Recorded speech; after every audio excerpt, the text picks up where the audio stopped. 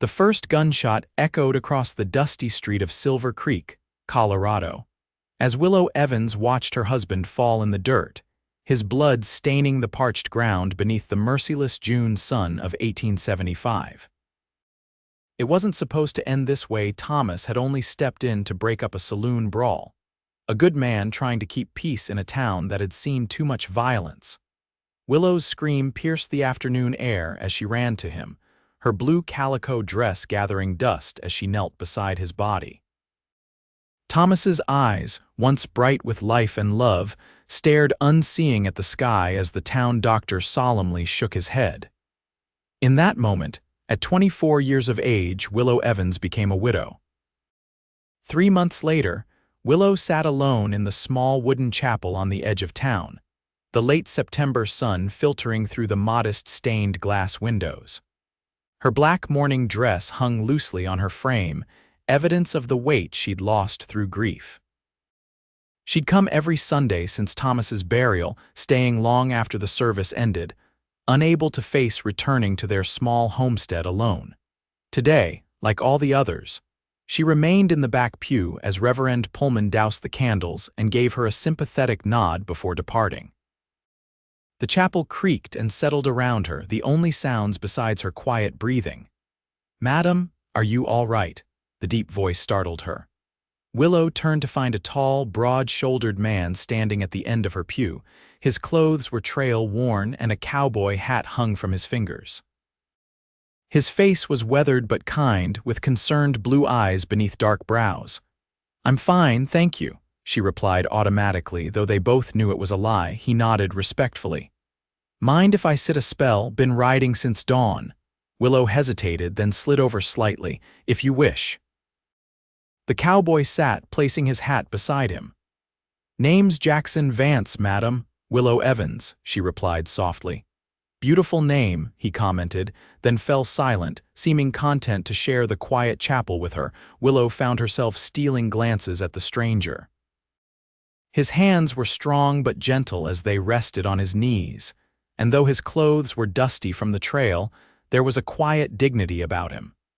He didn't press her to speak, didn't offer empty condolences or awkward questions about her morning attire. "You're not from Silver Creek," she finally said, more statement than question. Jackson shook his head. "Just passing through, heading to Denver eventually." "What brings you to our chapel?" He was quiet for a moment. "Sometimes a man needs to sit somewhere peaceful, somewhere that reminds him there's more to life than dust and cattle." The simple honesty in his words caught her by surprise. It was the first time since Thomas died that someone had spoken to her without pity dripping from every syllable. "I understand," Willow replied, and was surprised to realize she truly did. They sat in companionable silence until the lengthening shadows told of approaching evening. Finally, Jackson stood and placed his hat back on his head. "Thank you for sharing your pew, Mrs. Evans. I hope tomorrow brings you a measure of peace." He tipped his hat and walked out, his spurs making a gentle jingling sound on the wooden floor. The next Sunday, Willow was surprised to see Jackson slip into the chapel just as the service was beginning. He nodded respectfully to her across the room but took a seat near the door. After the service, when the congregation filed out, he remained, and once again, when she stayed behind, he approached her pew. "May I?" he asked, gesturing to the empty space beside her. Willow nodded, feeling an unexpected flutter in her chest. "I thought you were passing through," she said as he settled beside her. Jackson smiled slightly. "Found some work at the Henderson Ranch. They needed an extra hand for the fall roundup." "That's good," she replied, unsure what else to say. A part of her wondered why this stranger's presence brought her comfort when so little else did these days. "Mrs. Evans, I hope I'm not being forward, but would you allow me to walk you home? It'll be getting dark soon." Willow's first instinct was to refuse. She'd walked herself home from church for months now, but something in his steady gaze made her nod. "Thank you, Mr. Vance. That would be kind." The walk to her small homestead at the edge of town took nearly 20 minutes. At first they walked in silence, but gradually, Jackson asked simple questions: how long she'd lived in Silver Creek, if she enjoyed the changing autumn colors, whether she found the sermons comforting. He never asked about her husband or her grief, and for that, Willow was grateful. When they reached her front gate, she found herself reluctant for their walk to end. "Would you care for some coffee, Mr. Vance? It's the least I can offer for your kindness." Jackson removed his hat. "I'd be honored, madam, if it's no trouble." Inside her modest home, Willow moved about the kitchen with practiced efficiency, aware of Jackson's tall presence as he stood awkwardly by the door, until she invited him to sit at the small wooden table Thomas had built when they first married. "You have a lovely home," he commented, looking around at the simple but cozy furnishings. "Thank you. My husband built most of the furniture himself." The words came out before she could stop them, and she froze, waiting for the familiar wave of grief. Jackson nodded respectfully. "He was skilled, that's fine craftsmanship." His simple acknowledgement, free from pity, loosened something in Willow's chest. She set the coffee cups down and sat across from him. He was, she agreed. Thomas was a good man. For the first time, she found herself able to speak his name without her voice breaking. They talked until the coffee grew cold. Jackson told her of his years working ranches across the territory, of the beauty he'd seen in the mountains, of his dream to someday have a small spread of his own. Willow found herself sharing stories of her childhood in Missouri, her journey west with her parents, and how she'd met Thomas when he'd come to buy supplies at her father's store. When Jackson finally stood to leave, the mantel clock showed it was nearly 9. "I've kept you far too long," he apologized. "Forgive me." Willow walked him to the door. "There's nothing to forgive, Mr. Vance. I've enjoyed the company," he smiled, a warm expression that reached his eyes. "As have I, Mrs. Evans, perhaps. Perhaps I might walk you home from chapel again next Sunday?" "I'd like that," she replied, surprised by how much she meant it. Over the following weeks, a pattern emerged. Jackson would attend the Sunday service, then walk Willow home afterward. Sometimes they would share coffee and conversation at her table. Other times, if the weather was fair, they would sit on her small porch and watch the sunset paint the Colorado sky in brilliant hues. October passed into November, and as Thanksgiving approached, Willow realized something startling. The crushing weight of grief had lightened. She still missed Thomas, still loved him, but her days were no longer consumed by sorrow. She found herself looking forward to Sundays, to Jackson's steady presence and thoughtful conversation. One crisp Sunday afternoon, as they walked the familiar path to her home, Jackson cleared his throat nervously. "Mrs. Evans, Willow, if I may, I was wondering if you might consider attending the Thanksgiving social with me next weekend. The ranch hands are all invited, and Mr. Henderson said we could bring a guest." Willow's steps faltered. She hadn't attended any social function since Thomas's death. The thought of facing the town's prying eyes and whispered comments made her stomach tighten. I'm not sure that would be proper," she said hesitantly. "I'm still in mourning." Jackson nodded respectfully. "Of course, I understand. Please forgive my forwardness." They continued in silence for several minutes before Willow spoke again. "It's not that I wouldn't like to attend with you, Mr. Vance. It's just, the town talks. Small towns always do," he replied gently. "But if you're worried about propriety, perhaps we could go as friends." "I wouldn't want to cause you any discomfort." Willow considered his words. Thomas had been gone for over 4 months now. While a full year of mourning was traditional, many widows in frontier towns modified such customs out of necessity. And Jackson had been nothing but respectful of her grief. "As friends," she agreed finally, offering him a small smile. "I think I would like that." The night of the social, Willow stood before her mirror, nervous as a schoolgirl. She'd put away her full morning dress and chosen a dark blue gown instead, still somber enough to show respect for Thomas, but a step away from the stark black she'd worn for months. She'd even pinned a small silver brooch at her throat, a gift from her mother years ago. When Jackson arrived to escort her, his appreciative gaze made her cheeks warm. "You look beautiful, Mrs. Evans," he said, offering his arm. The Henderson ranch house was decorated with autumn bounty pumpkins, corn husks, and colorful leaves adorned the large main room where tables groaned with food, and a small group of musicians played lively tunes. When they entered, Willow felt eyes turn toward them, saw the whispers behind hands, but Jackson's steady presence beside her gave her courage. Mrs. Henderson, a kind woman in her 50s, approached them immediately. "Willow Evans, how wonderful to see you out and about. And I see you've met our Mr. Vance. He's been a godsend during Roundup." "He's been very kind," Willow replied, relaxing slightly at the older woman's genuine welcome. As the evening progressed, Willow found herself enjoying the company, the music, and the festive atmosphere more than she'd expected. Jackson introduced her to the other ranch hands, all of whom treated her with respect and warmth. When the musicians struck up a waltz, Jackson turned to her hesitantly. Would it be too forward to ask for a dance? Willow's heart raced. She hadn't danced since before Thomas's death. "I'm not sure I remember how," she admitted. Jackson smiled. "I'm no expert myself. We can remember together." His hand was warm and steady as it rested at her waist, and as they moved across the floor, Willow felt something long dormant stir within her joy. Simple, uncomplicated joy in the moment. As they danced, Mr. Henderson's teenage daughter approached the musicians and requested a more lively tune. Soon, the floor was filled with couples performing a spirited reel. Laughter filled the air as dancers twirled and stomped.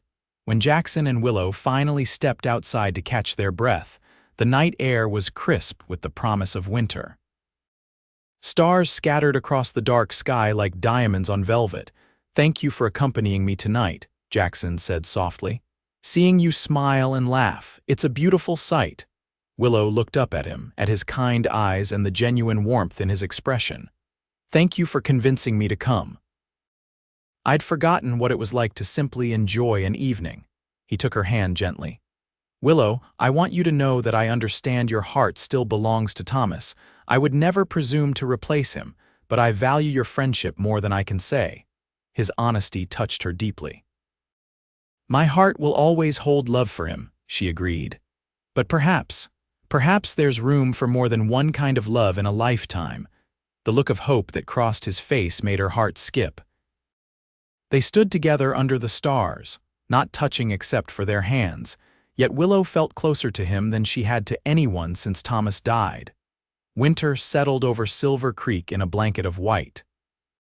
Jackson continued working at the Henderson Ranch, and his Sunday visits to Willow became the highlight of her week. As Christmas approached, Willow found herself spending more time in town, helping with preparations for the holiday festival and gradually reconnecting with friends she'd withdrawn from in her grief. On Christmas Eve, the entire town gathered in the chapel for a special service. Willow sat beside Jackson, their shoulders nearly touching in the crowded pew. Candles illuminated the simple space, and the congregation's voices rose in familiar carols. When the service ended, Jackson walked her home through gently falling snow. On her porch, he presented her with a small wrapped package. "Merry Christmas, Willow." Inside was a delicately carved wooden box, small enough to fit in her palm, with a pattern of wildflowers etched into the lid. "It's beautiful," she breathed, tracing the intricate design. "I made it," he admitted. "I'm not as skilled as your Thomas was, but I thought you might like it." Tears pricked Willow's eyes at his thoughtfulness. "I love it, Jackson, thank you." She hesitated, then added, "I have something for you as well." She retrieved a package from inside and handed it to him. Jackson unwrapped it carefully to reveal a hand-knitted scarf in deep blue wool. "I've noticed you don't have proper winter gear," she explained, suddenly shy.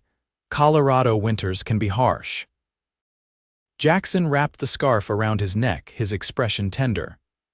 "No one's made me something by hand since my mother passed. Thank you, Willow." Their eyes met, and for a moment Willow thought he might lean down to kiss her. Her heart raced at the possibility. But Jackson simply took her hand and pressed it gently.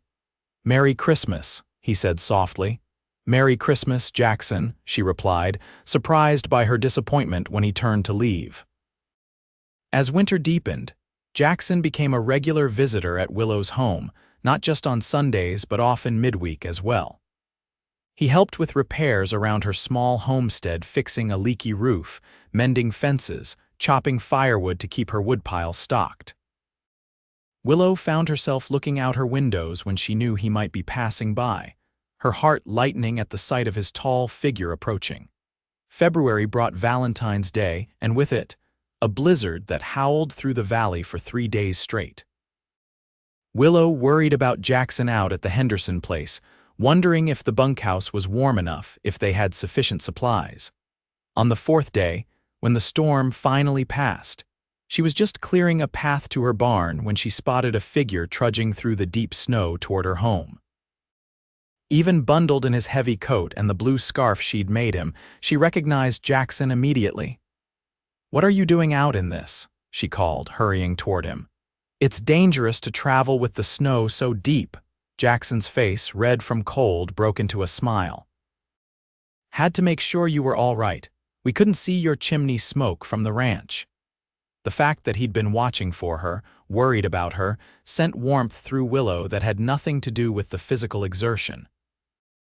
"I'm fine," she assured him, leading him inside where a fire crackled in the hearth. "The woodpile you stacked has kept me warm." As he removed his coat and scarf, she noticed he was carrying something wrapped in oilcloth. "What's that?" Jackson suddenly looked boyish, almost shy. "Well, it's Valentine's Day, or it was supposed to be before the blizzard decided otherwise." He unwrapped the parcel to reveal a small bouquet of paper flowers, carefully crafted and painted in shades of red and pink. "Mrs. Henderson helped me make these." Real flowers were out of the question with 3 feet of snow, but I thought, well, these won't wilt. Willow took the paper bouquet with trembling hands.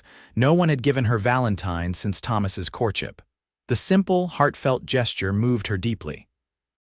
"They're beautiful," she whispered, looking up to find Jackson watching her intently. "Not nearly as beautiful as you," he replied, his voice low. Something shifted between them in that moment. Willow felt it like a physical change in the air. Jackson took a step closer, his eyes never leaving hers. "Willow," he said, her name almost a prayer on his lips. "I know it hasn't been that long since Thomas, and if you tell me it's too soon, I'll understand, but I need you to know that I've fallen in love with you." The words hung between them in the warm air of her kitchen. Willow's heart pounded as she set the paper flowers carefully on the table. "Jackson," she began, searching for the right words. "When Thomas died, I thought my heart died with him. I never imagined I could feel anything again, let alone this." She stepped closer, close enough to feel the warmth radiating from him. "It's not too soon. My love for Thomas doesn't diminish what I feel for you. They're different, but both real." Jackson's expression transformed with hope. "And what is it you feel for me, Willow Evans?" "Love," she whispered, the word both frightening and freeing.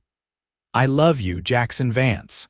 He reached for her then, drawing her into his arms with gentle reverence. When their lips met, Willow felt the last frozen piece of her heart thaw completely. As spring returned to the Colorado mountains, Jackson asked Willow to marry him on a Sunday afternoon in the very chapel where they'd first met. They wed in May, with wildflowers decorating the simple altar and the entire town in attendance. Even Mrs. Henderson shed tears as they spoke their vows. Reverend Pullman smiled broadly as he pronounced them husband and wife. "What God has joined together, let no man put asunder." Jackson's kiss was tender and promising as the congregation erupted in cheers and well wishes. At their small reception in the town hall, Mr. Henderson approached them with an unexpected wedding gift. "Jackson, Willow, I've been meaning to tell you there's a parcel of land on the eastern edge of my property, about 40 acres with a good water source and plenty of grazing land. It's been sitting unused for years. I'd like to sell it to you at a fair price with generous terms." Jackson looked stunned. "Sir, that's incredibly generous, but no buts," the rancher interrupted.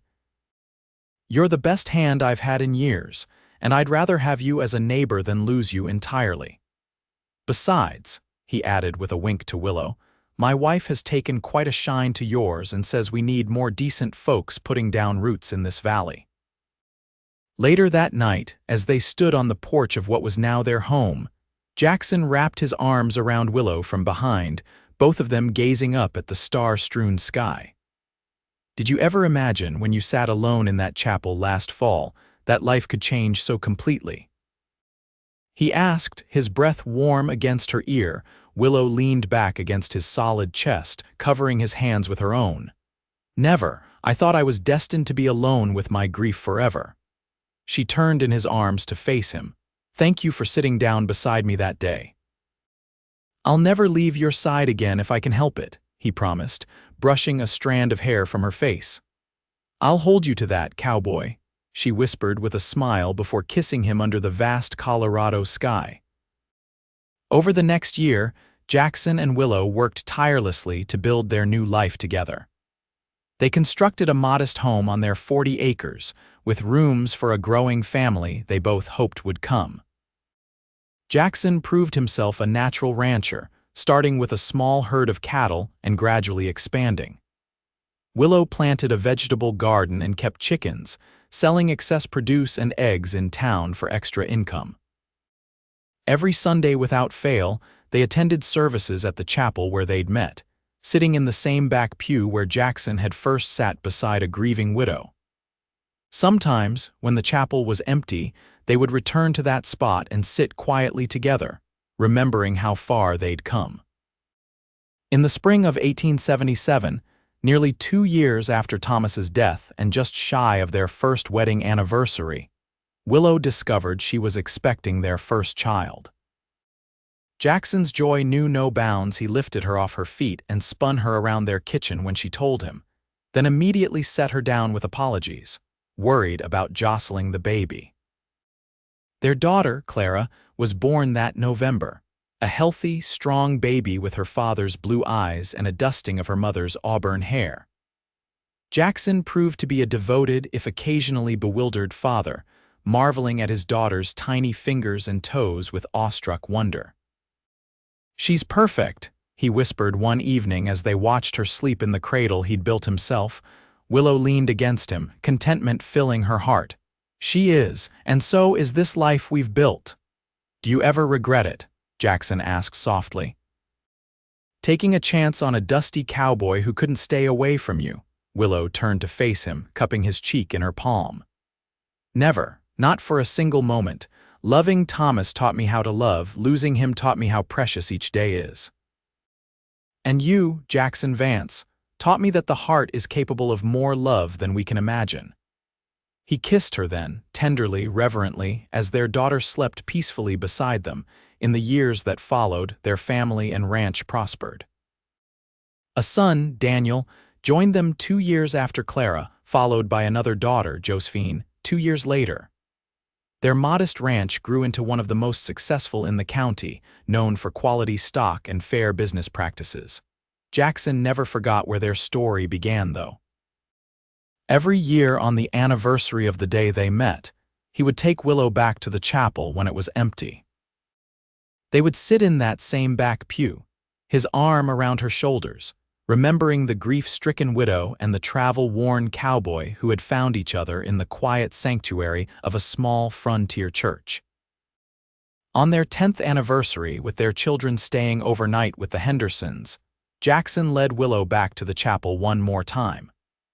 The building had been expanded and improved over the decade, but the back pew remained the same, worn smooth by years of parishioners. As they sat together in the golden afternoon light filtering through the windows, Jackson took her hand in his. 10 years ago, I was just passing through," he reminisced. "I'd been drifting for years, never finding a place that felt like home. Then I walked into this chapel and saw you sitting alone, and something told me to stay." Willow squeezed his hand. "I'm grateful every day that you listened to that something. I've been thinking lately about what brought me here that day," Jackson continued. "I wasn't particularly religious. I'd been riding since dawn and should have been looking for a hot meal and a bed. Instead, I felt drawn to this place as if someone was guiding me. Willow smiled softly. Perhaps someone was. Jackson nodded thoughtfully. I like to think that somehow Thomas knew you shouldn't be alone. That maybe in some way we can't understand, he led me to you. Tears gathered in Willow's eyes at the beautiful thought. I think he would have liked you, she said. He always wanted me to be happy above all else. I've tried to make you happy, Jackson said earnestly. Every day for 10 years. You have, she assured him, leaning her head against his shoulder. More than I ever thought possible after I lost him. You gave me a new life when I thought mine was over. They sat in companionable silence as the sun began to set, bathing the chapel in warm, golden light. Outside, Silver Creek had grown from a small frontier town to a thriving community. Their own children were growing tall and strong, their ranch was prosperous, and their love had only deepened with each passing year. What do you think about the next 10 years? Jackson asked, his arm warm around her shoulders. Willow smiled up at him, her heart full. I think they'll be even better than the first 10 as long as we're together. That's a promise, Mrs. Vance, he replied, kissing her softly in the quiet chapel where their story began. I sat beside you once and never left, and I never will. As they walked home hand in hand through the twilight, Willow reflected on the strange, beautiful journey life had taken her on. From crushing grief to unexpected joy, from loneliness to a home filled with love and laughter. All because a kind-hearted cowboy had chosen to sit beside a widow in an empty chapel and, true to his word, had never left.